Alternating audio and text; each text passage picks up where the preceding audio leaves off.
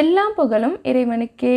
Hello friends, welcome to Kilakarai kitchen. இன்றைக்கி நம்ம சேனலில் காடையை க்ளீன் பண்ணி எப்படி டேஸ்டியாக 65 செய்யலான்னு தான் பார்க்க போகிறோம். வீடியோக்குள்ளே போகிறதுக்கு முன்னாடி இப்போ தான் நம்ம சேனலை ஃபர்ஸ்ட் டைம் பார்க்குறீங்கன்னா மறக்காமல் சப்ஸ்கிரைப் பண்ணிவிட்டு கூடவே பக்கத்தில் இருக்க பெல் ஐக்கானையும் கிளிக் பண்ணிக்கோங்க. இப்போ வாங்க வீடியோக்குள்ளே போகலாம்.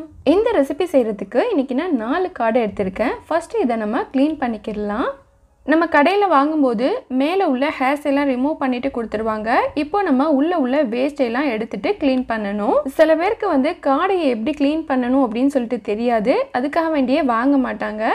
ஸோ தெரியாதவங்களுக்கு இந்த வீடியோ யூஸ்ஃபுல்லாக இருக்கும் அப்படிங்கிறதுக்காக வேண்டி தான் ஃபஸ்ட்டு நான் க்ளீனிங் வீடியோ அப்லோட் பண்ணியிருக்கேன். இதில் குட்டி ஹார்ட் இருக்கும், ஸோ அதோடு சேர்த்து ஃப்ரை பண்ணுறதா இருந்தாலும் ஃப்ரை பண்ணிக்கிடலாம். பட் அதை நான் ரிமூவ் பண்ணிட்டேன். இப்போது இந்த காடையையும் நம்ம சிக்கனை வாஷ் பண்ணுற மாதிரி வாஷ் பண்ணிக்கிடலாம். ஸோ 7 தண்ணி நான் வாஷ் பண்ண போகிறேன். ஸோ அப்போ தான் இதோட கவுச்சி ஸ்மெல் நமக்கு தெரியாது. நிறைய பேர் காடை சாப்பிட மாட்டாங்க. இதுவும் சிக்கன் மாதிரியே தான் இருக்கும். அதில் ஃப்ளஷ் அதிகமாக இருக்கும், இதில் ஃப்ளஷ் கம்மியாக இருக்கும். பட் இதோட பெனிஃபிட் ரொம்பவே அதிகம். இப்போ நான் ஒரு கடையில் உள்ள வேஸ்ட்டையெல்லாம் ரிமூவ் பண்ணிட்டேன். ஸோ இதே மாதிரியே எல்லா கடையும் சென்டரில் இந்த மாதிரி கட் பண்ணிவிட்டு உள்ள வேஸ்ட்டையெல்லாம் ரிமூவ் பண்ணிடுங்க. நம்ம மட்டனை மட்டும் 1-2 தடவை வாஷ் பண்ணால் போதும்.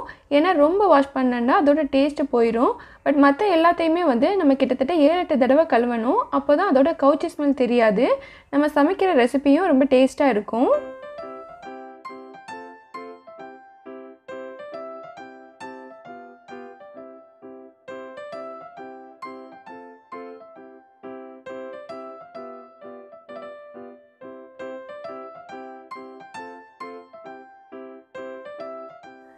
இன்றைக்கி நான் முழு காடையையும் ஃப்ரை பண்ண போகிறேன். ஸோ அதனால் இதை நான் கட் பண்ணலை. இப்போது இதை ஒரு 4 தடவை நான் வாஷ் பண்ணி எடுத்து வச்சுருக்கேன்.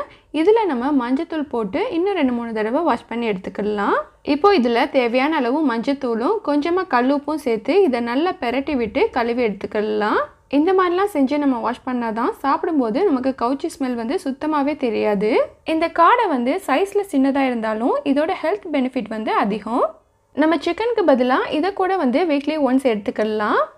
இது டயபெட்டிக் பேஷண்ட், ஹார்ட் பேஷண்ட், அப்புறம் ஆஸ்துமா பிரச்சனை உள்ளவங்களுக்குலாம் ரொம்ப நல்லது. இது சாப்பிட்றது மூலமாக நமக்கு நோய் எதிர்ப்பு சக்தி கிடைக்குது. அப்புறம் ஐஸ், ஸ்கின், போன்ஸுக்கெலாம் இது ரொம்ப நல்லது.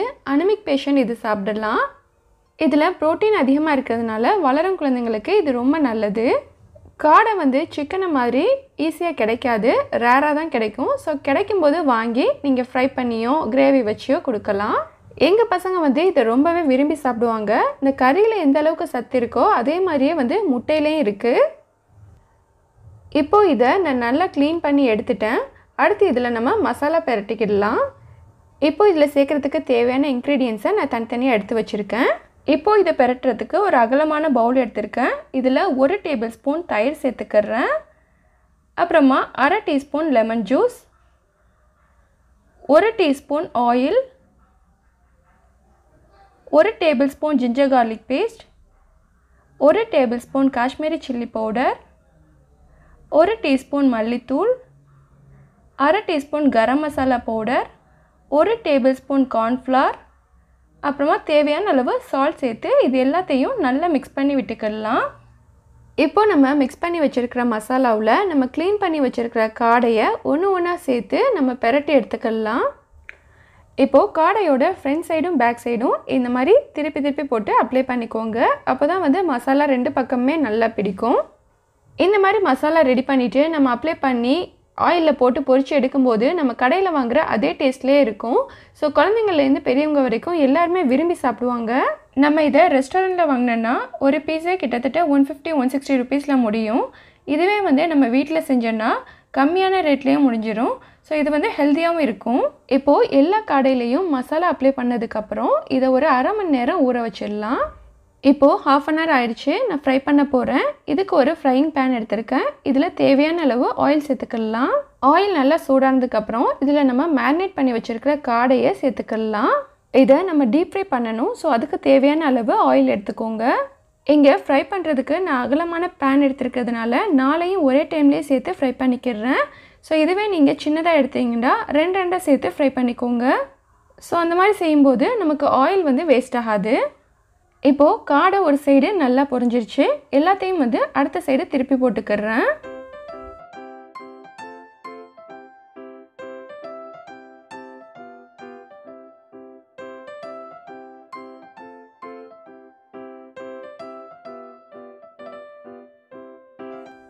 காடையோட ஃப்ரண்ட்லேயும் பேக்லேயும் நம்ம மசாலா அப்ளை பண்ணியிருக்கோம். ஸோ 2 சைடும் நம்ம திருப்பி போட்டு பொரிச்சாதான் மசாலாவோட வாடை தெரியாது.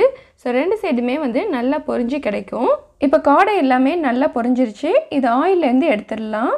இப்போது ரொம்ப டேஸ்டியான காடை 65 சூப்பராக ரெடி ஆகிடுச்சு. இந்த மாதிரி நீங்களே வீட்டில் செஞ்சு கொடுக்கும்போது ரொம்பவே ஹைஜீனிக்காக இருக்கும்.